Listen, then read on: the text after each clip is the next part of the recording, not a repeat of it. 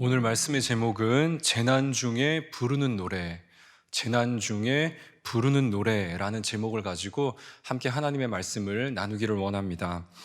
여러분은 절망적인 상황이 닥쳤을 때 가장 먼저 어떤 반응을 보이십니까? 우리는 절망적인 상황이 우리 가운데 닥쳐올 때 가장 먼저 분노하고 짜증이 나기도 하고, 또한 어떤 심한 감정의 동요를, 낙심하고 우울해지고 이런 심한 감정의 동요를 경험하게 되죠. 그러면서 하나님은 왜 내 기도에 응답하시지 않는가? 하나님은 과연 살아계시는가? 하나님 앞에 나의 이 격한 심정들을 다 쏟아 놓고는 합니다.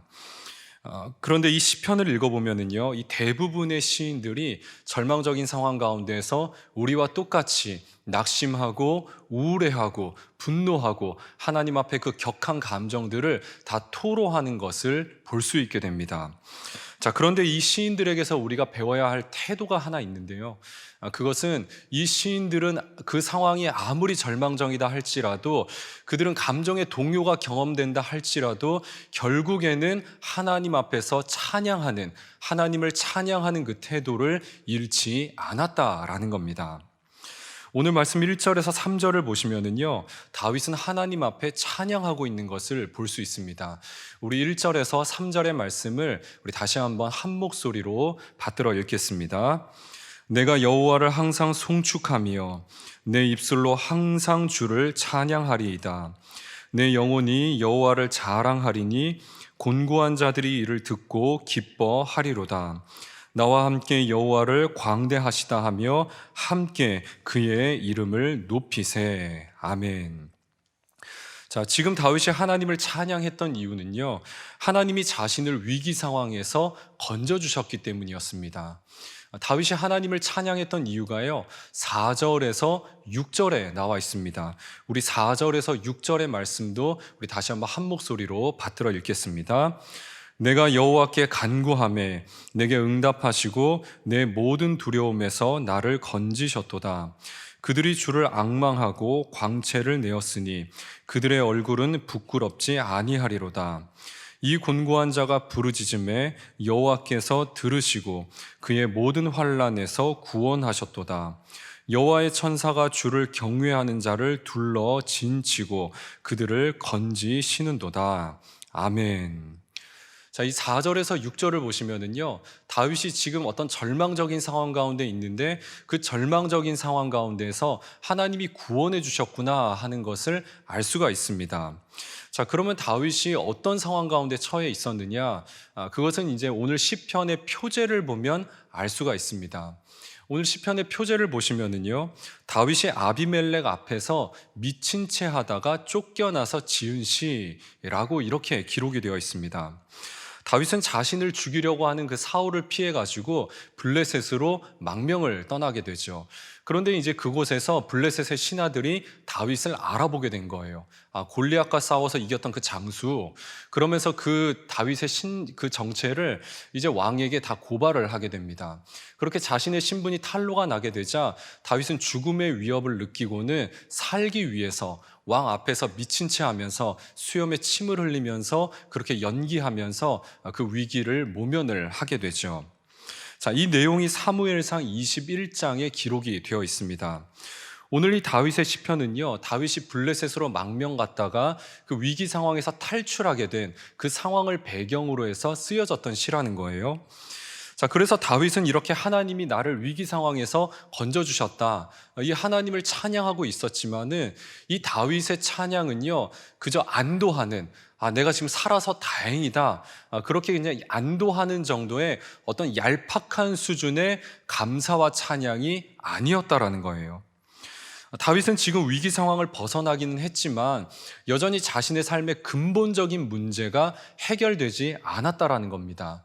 여전히 다윗을 죽이려고 하는 사울이 살아 있습니다.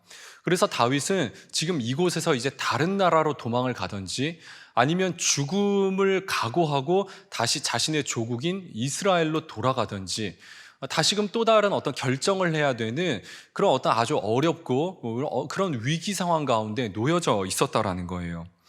지금의 당장의 위기는 넘겼지만 자신의 삶의 근본적인 문제가 해결되지 않았다는 것이죠. 그렇기 때문에 그저 여유롭게 하나님 감사합니다, 나를 살려주셔서 참 좋네요, 그 정도의 그런 찬양을 할 상황이 아니었다라는 겁니다. 자, 그렇다면 다윗은요, 자신의 문제가 다 해결되지 않았음에도 불구하고 어떻게 하나님을 찬양하고 감사할 수 있었느냐라는 거예요. 그 비결이 무엇인가 하는 것이죠. 그것은 다윗이 하나님의 신실하심을 신뢰했기 때문에 하나님을 찬양할 수 있었다라는 겁니다. 다윗은 유목민의 자녀로 태어나서 이제 양을 치는 목동으로 자라나게 되었죠. 그래서 이 양을 늘 양떼들 틈에 지내면서 양떼들에게 달려드는 이 맹수들과 늘 싸워야만 했습니다. 그렇게 다윗은 목동으로 자라면서 이제 한 가지 사실을 깨닫게 된 거예요. 목자도 양떼들 틈에 있으면서 이 맹수들이 다가오면 맹수들을 물리치기 위해 목숨을 걸고 싸우는데, 그렇다면 하나님은 우리의 목자가 되시겠구나. 우리의 목자 되신 하나님께서는 우리와 늘 함께 계시고 우리가 어떠한 상황 가운데 있든지 우리를 위해서 목숨 걸고 싸워주시겠구나, 그러한 것을 분명하게 깨닫게 되었다라는 겁니다. 그리고 다윗에게는 또 그러한 체험이 있었어요.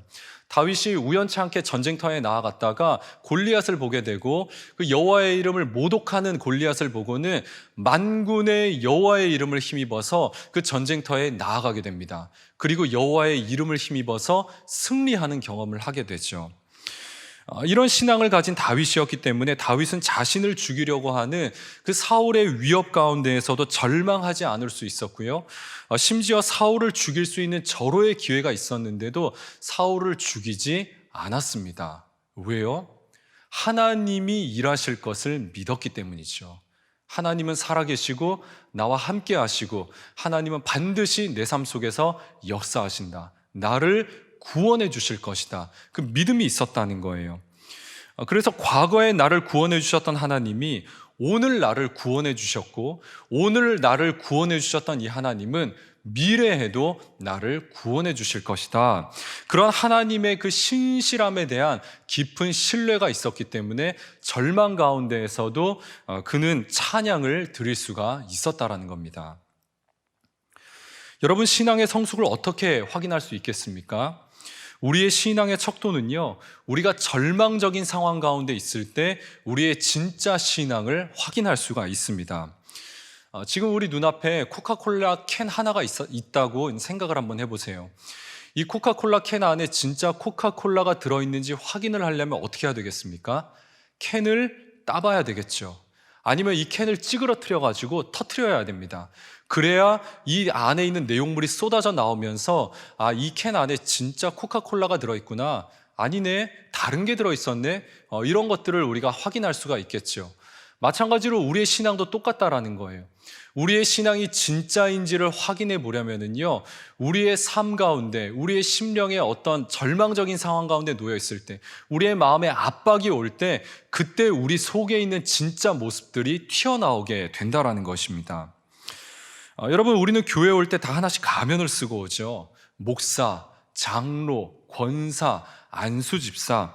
교회 올 때 우리는 다 우리를 좋은 사람처럼 보이게 하려고 어떤 신앙의 가면을 쓰고 다 하나님 앞에 나오게 됩니다.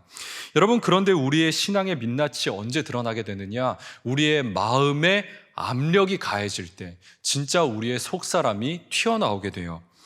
우리가 계획한 대로 내 일이 잘 진행되지 않을 때, 우리의 관계가 틀어지게 될 때, 나는 열심히 일을 하고 있는데 사람들이 나의 어떤 신앙의 공로를 인정해 주지 않을 때, 또 내가 생각했던 정의와 공의가 온전히 실행되지 않는 것 같을 때, 그래서 내 마음이 상하게 되고, 그래서 내 마음이 하나님 앞에 굉장히 상해가지고 하나님은 과연 살아계신가, 어떤 그러한 마음이 들 때, 그때 내 속사람이 드러나게 된다는 거예요. 그런데 이렇게 내 마음이 압력이 가해지는 상황 속에서도 하나님 앞에서 엎드려 기도하고 하나님의 도우심을 가장 먼저 구하고 하나님의 뜻이 어디에 있는지를 묻고 문제를 해결하실 하나님을 신뢰하며 하나님을 찬양할 줄 아는 사람들이 진짜 신앙의 성숙함을 가진 사람들이다라는 것입니다. 그래서 사도 바울은 이런 말을 하죠. 고난이 내게 유익입니다. 고난은 우리를 풀무불처럼 단련해서 우리를 정금처럼 만들어준다는 거예요. 그래서 내가 혹시라도 지금 굉장히 억울한 상황 가운데 있고 마음이 어렵고 힘들고 하나님이 내 기도를 들어주시지 않는 것 같고 하나님이 원망스러운 것 같다, 그러한 상황 가운데 있다면 어쩌면 그것은 하나님이 내 신앙을 테스트해 보시려고, 나를 정금과 같이 만드시려고 나에게 고난을 주시는 것일 수도 있다라는 겁니다. 자, 그리고 또 다윗이요, 절망 중에도 찬양할 수 있었던 또 다른 이유가 있었습니다. 우리 8절 말씀을, 8절입니다. 다 같이 한번 읽어보겠습니다. 너희는 여호와의 선하심을 맛보아 알지어다. 그에게 피하는 자는 복이 있도다. 아멘. 자, 다윗은 비록 지금 상황이 바뀐 것은 하나도 없어요. 하지만 하나님을 피난처로 삼으면 하나님이 나에게 복이 되신다, 그런 신실한 믿음을 가지고 있었다라는 겁니다. 자, 이어서 9절에서 11절을 보시면은요, 여호와를 경외하는 자에게는 부족함이 없다라고 말을 하고 있죠. 다윗은 하나님께 피하는 일이 곧 하나님을 경외하는 일이라고 말을 하고 있습니다. 그리고 이렇게 하나님을 경외하면 하나님이 우리의 모든 필요를 다 채워주신다라고 노래하고 있어요. 하나님께 피하는 일이 지혜이고 하나님께 피하면 하나님이 우리의 모든 필요를 다 채워주신다라고 말하고 있습니다. 이것이 경외다라는 거예요. 자, 여러분, 우리는 지금 무엇에 안정감을 느끼고 계십니까? 물질, 권력, 명예, 학력, 세상은 우리 눈에 보여지는 것들이 우리에게 안정감을 가져다 준다라고 가르치고 있어요. 우리도 지금 내 통장에 찍혀 있는 어떤 잔고, 그 다음에 요즘 영끌이라고 이야기를 하죠. 영혼을 다 끌어모아서라도 사게 된 아파트, 또 요즘 얼마나 주식, 주린이라고 그러죠. 주식을 좋아하는 어린이. 그래서 이 주식, 이런 것들이 우리의 삶 가운데 안정감을 가져다 준다. 우리는 그렇게 믿고 살아가고 있는 것 같아요. 물론 이러한 것들이 우리에게 어떤 일시적인 안정감을 가져다 줄 수는 있을지도 모릅니다. 하지만 우리에게 영원한 안정감을 가져다 주지는 못한다라는 거예요. 여러분, 우리가 죽을 때 하나님 앞에 우리 통장에 있는 돈을 들고 갑니까? 아파트 들고 가나요? 주식 들고 갑니까? 그렇지 않죠. 다 놓고 하나님 앞에 가게 됩니다. 여러분, 우리가 영원한 안정감은 어디에서만 얻을 수 있느냐 하면은 영존하시는 하나님, 영원히 존재하시는 하나님 앞에 갈 때에만, 그 영원한 하나님 앞에 피할 때에만 우리가 영원한 안정감을 갖게 되는 줄로 믿습니다. 여러분, 그런 이야기가 있어요. 그런 이야기가 이제 10절에 나와 있습니다. 10절을 보시면은요, 젊은 사자는 궁핍하여 주리다. 다윗이 지금 그렇게 이야기를 하고 있죠. 여러분, 이 사자는요, 동물 중에 왕으로 이제 불리는 존재입니다. 그래서 사자는 힘이 있죠. 그래서 나의 가진 힘을 가지고 내가 배고플 때면 언제든지 먹이를 구해서 내 배를 채울 수가 있습니다. 여러분, 하지만은 이 사자가 아무리 강한 힘을 갖고 있다 할지라도 이 사자는 결국에는 다시 줄이게 된다라는 거예요. 여러분, 그래서 이 힘을 가지고 지금 잠깐 내 배를 불릴 수 있을지는 몰라도 영원한 만족감을 가질 수는 없다라는 거죠. 여러분, 하지만 하나님은 그렇지 않다라는 거예요. 하나님은 우리에게 영원한 만족감을 주신다라고 다윗이 노래하고 있다라는 것입니다. 그래서 하나님께 피하고 하나님을 의지하는 것, 여호와를 경외하는 일이 지혜로운 자라고, 그래서 너희는 세상의 모든 방식들을 다 내려놓고 하나님께 피해라. 다윗은 지금 그 이야기를 자신의 후손들에게 하고자 했다라는 겁니다. 유기성 목사님이 쓰신 책이 있어요. 주밖에는 나의 복이 없다. 이 책에 있는 예화를 하나 소개해 드리겠습니다. 유기성 목사님이 이제 5만 번 기도 응답을 받았다고 하는 이 조지 뮬러 목사님의 책을 처음 접하게 되었다라고 합니다. 이 조지 뮬러 목사님이 쓴 그 일기였는데, 그 일기를 이제 읽다가 이제 기도를 5만 번 받았다고 하니까 어떻게 기도 응답을 받았나, 이것을 좀 알아보려고 이제 이 책을 읽는데, 이 책을 읽다가 한 중간 정도가 되었을 때 그 책을 그냥 던져버리셨다라고 해요. 왜냐하면 이 책의 내용이 다 똑같은 거예요. 내가 지금 상황이 어렵고 힘들어서 하나님 앞에 기도했더니 하나님이 나를 위기에서 건져주셨다. 다 똑같은 내용이 계속해서 반복되더라는 것이죠. 그래서 이제 이분이 이제 또 마지막 부분을 읽어보신 거예요. 근데 마지막 부분에도 역시나 똑같은 거예요. 내가 상황이 어려웠다. 하나님 앞에 믿고 기도했다. 그랬더니 하나님이 기도에 응답하셨다. 끝. 근데 그때 조금 하나님께서 조금 자신의 마음 가운데 어떤 감동을 주시는 것을 이제 느끼게 되었다라고 해요. 아니, 수많은 교인들을 만나보았지만 다들 기도 응답을 이렇게 이제 기도 응답에 대한 확신이 없고 또 기도 응답 하나 받았다라고 하는 어떤 그런 간증을 가진 성도들을 만나보기가 참 어려운데, 아니, 이분은 도대체 어떻게 했길래 기도 응답을 5만 번이나 받았나, 다시금 어떤 경외심을 가지고 이 책을 조금씩 읽어 나가기 시작을 했다고 합니다. 여러분, 조지 뮬러 목사님이 다른 사람보다 더 특출난 믿음을 가지고 있었습니까? 이 조지 뮬러 목사님이 산에 올라가셔가지고 산기도를 몇 시간 동안 하고 방언으로 막 기도하고 어떤 그런 일들을 행하셨나요? 그렇지 않죠. 조지 뮬러 목사님은 고아원의 원장이셨어요. 이분은 아이들을 돌보는 일을 하셨고요. 또 고아원에 어떤 먹을 것, 빵과 우유가 떨어졌을 때 그때마다 하나님 앞에 엎드려 기도하면서 하나님이 일하실 것을 기다리는 것 외에는 한 일이 없었습니다. 여러분, 조지 뮬러 목사님이 어떤 특출난 믿음이 있어서 그렇게 했던 것은 아니었습니다. 하나님은 하나님의 자녀들을 버리지 아니하시고 하나님의 자녀들을 반드시 돌보신다. 그러한 하나님의 그 신실하심에 대한 분명한 믿음이 있었기 때문에 조지 뮬러 목사님은 하나님 앞에 기도하면서 기다릴 수 있었다라는 거예요. 여러분, 우리 예수님도요, 하나님의 신실하심을 믿었던 분이셨죠.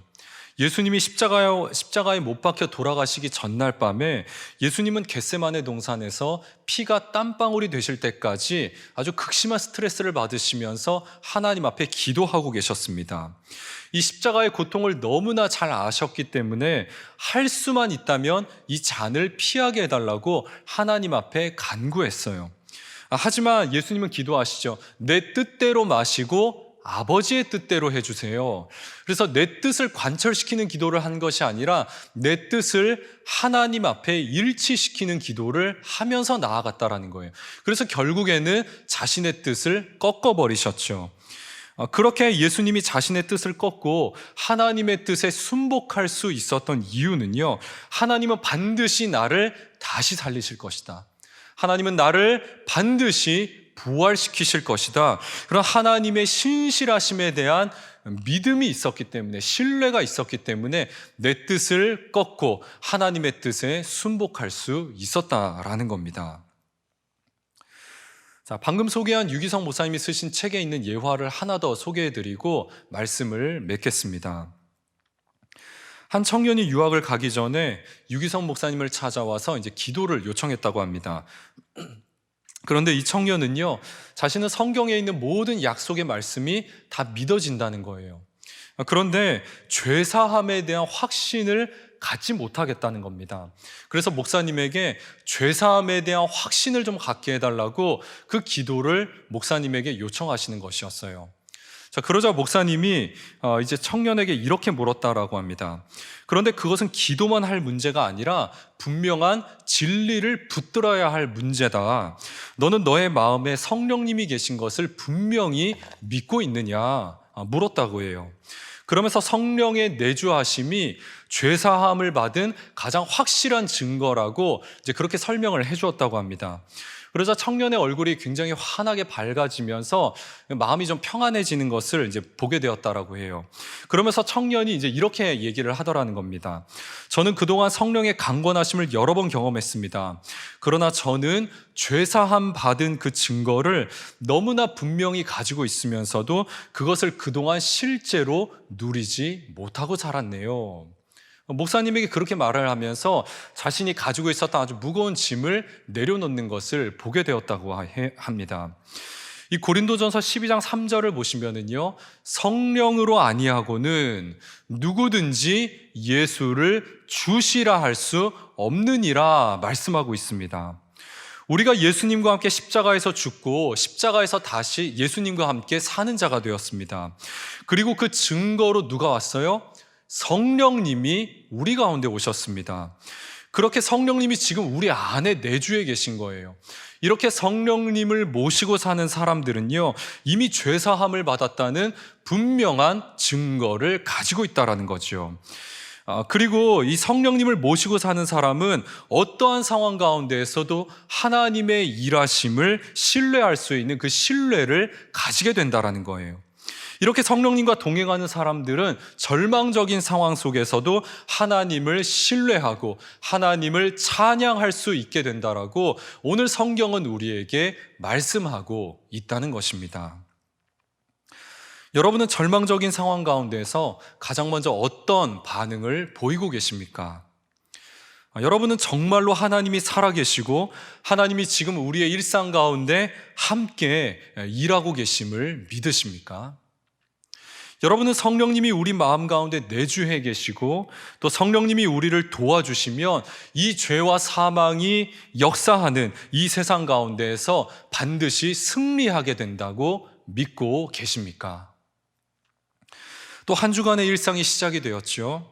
오늘 다윗과 같이 성령님과 동행함으로 어떠한 절망적인 상황 가운데에서도 하나님의 신실하심을 신뢰하고 하나님을 찬양하면서 살아갈 수 있는 저와 여러분 모두가 되시기를 주님의 이름으로 축원합니다.